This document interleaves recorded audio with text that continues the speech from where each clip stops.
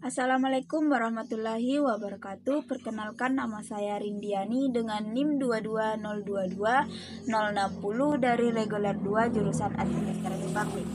Baik, kali ini saya akan menjelaskan materi mengenai mata kuliah strategi pengambilan keputusan, yang dimana saya akan memaparkan materi tentang bias-bias dalam pengambilan keputusan.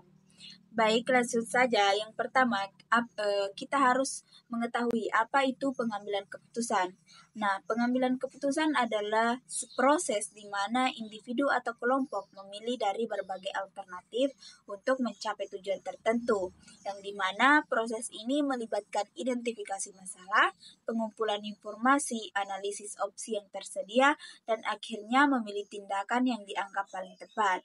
Nah, pengambilan keputusan dapat terjadi dalam berbagai konteks, termasuk bisnis, pemerintah, pendidikan, dan kehidupan sehari-hari. Selanjutnya, kita masuk pada pembahasan bias-bias dalam pengambilan keputusan. Adapun menurut Kamus Besar Bahasa Indonesia, bias berarti kecenderungan untuk mendukung atau menekan sesuatu hal, orang, kelompok dengan cara yang kurang adil. Namun, pengambilan keputusan sebaiknya dilakukan seobjektif mungkin agar dapat memberikan keuntungan yang lebih maksimal bagi perusahaan. Dan ada beberapa hal yang harus kita harus pahami faktor-faktor bias yang penting dilakukan.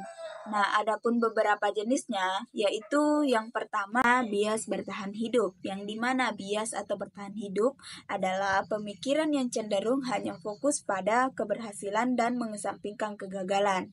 Misalnya, seseorang yang mempunyai pikiran ini melihat pengusaha sebagai sebuah profesi yang menjanjikan, di mana contoh kasusnya itu beberapa dari kita mungkin akan membeli referensi atau ulasan buku sebelum membeli buku tersebut.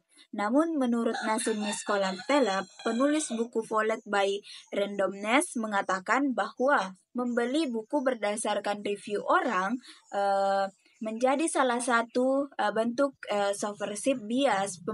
Pembeli akan menjadi terpengaruh dengan review sisi terbaik sebuah buku tersebut. Baik, selanjutnya yang kedua itu bias konfirmasi, yang dimana bias ini kecenderungannya untuk mengumpulkan informasi atau bukti untuk menegaskan kepercayaan mereka sebelumnya. Biasanya konfirmasi bias ini dilakukan dengan mengejar informasi pendukung kepercayaan yang sudah ada, lalu menolak untuk mencari informasi yang bertentangan. Contoh kasusnya yaitu kalau kita perhatikan sekarang pada media sosial ini ramai dengan perdebatan tentang vaksin, di mana salah satu langkah pencegahan penyakit, kelompok ini yang mendukung atau tentu akan mencari informasi yang baik. Namun maupun opini yang menegaskan atau mengonfirmasikan keyakinan tersebut, mereka akan mendengar berita tentang peningkatan penularan penyakit di media. Mereka akan menafsirkan dengan cara untuk mendukung sudut pandang mereka tersebut. Sementara itu, pada kelompok yang tidak percaya dengan keefektivitas vaksin dalam pencegahan penyakit, mereka pun akan mencari informasi yang selaras dengan pandangan dan menafsirkan informasi yang diperoleh sesuai dengan keyakinannya. Selanjutnya, yang ketiga, bias terlalu percaya diri. Nah, di mana bias terlalu percaya diri ini menyimpulkan bahwa sebagai suatu bentuk pemikiran seseorang yang memiliki kepercayaan diri yang berlebih, sehingga menganggap ia memiliki pengetahuan atau keahlian yang lebih dalam membuat keputusan. Di mana contoh kasusnya itu ketika orang melebih-lebihkan seberapa cepat mereka dapat menyelesaikan pekerjaan dan meremehkan beberapa lama waktu yang mereka perlukan untuk menyelesaikan sesuatu tersebut. Khususnya seperti menyelesaikan tugas-tugas yang rumit. Para pebisnis ini terus-menerus meremehkan berapa lama waktu yang dibutuhkan untuk menyelesaikan sebuah proyek.